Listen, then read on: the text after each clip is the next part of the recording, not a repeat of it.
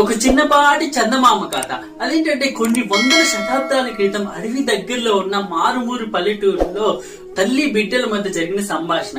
Cut చేస్తే చల్లని సాయంత్రం వేళ చంద్రుడి దగ్గర నుంచి వెలుచుతున్న వెన్నెల్లో చుక్కల మధ్యలో నుంచి అద్భుతమైన ఆ రాత్రి తల్లి బిడ్డల మధ్య జరిగిన సంభాషణ.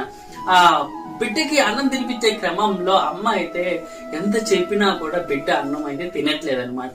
అయితే అమ్మకి వచ్చిన ఆలోచన ఏంటంటే విపరీతమైన దెయ్యాల కథలు అయితే చెప్పటం మొదలు పెట్టింది. కానీ అప్పటికి కూడా కరికని బాలుడు ఏం చేశాడో తెలుసా, నవ్వుతూ నాకు దమ్మ అన్నాడు. అయితే ఏం చేయాలో తెలియక ఒక్కసారిగా పైకెత్తేసరికి ఆ చల్లని చిరుగాలితో చందమామ వెలువెలా వెలుగుతున్నాడు నక్షత్రాల మధ్య. చూడు నాన్న, నువ్వు కనుక అన్నం తింటే పైన చందమామని ఎలాగైనా నీతో తీసుకొచ్చి ఈరోజు నైట్ అంతా ఆడుకునేలా చేస్తా అండి. అవునా అమ్మా, నిజమేనా అని నాకు పెట్టు, నేను తింటాను, వెంటనే చందమామతో ఆడుకుంటా అని చాలా ఆశ్చర్యపోయిన ఆ బాలుడు అన్నం తినటం మొదలు పెట్టాడు.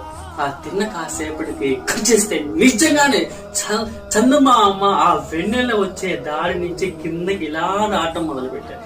ఇలా వచ్చి కాసేపు ఆ బాలుని చేతిలో తీసుకొని ఆకాశంలోకి తీసుకెళ్లి పండు వెన్నెల్లో నక్షత్రాల మధ్య చల్లని చిరుగాలితో మంచులాగా ఆడుకుంటున్న ఆ బాలుడు చందమామ ఆ రాత్రి అంతా అలా ఆడుకున్నారన్నమాట.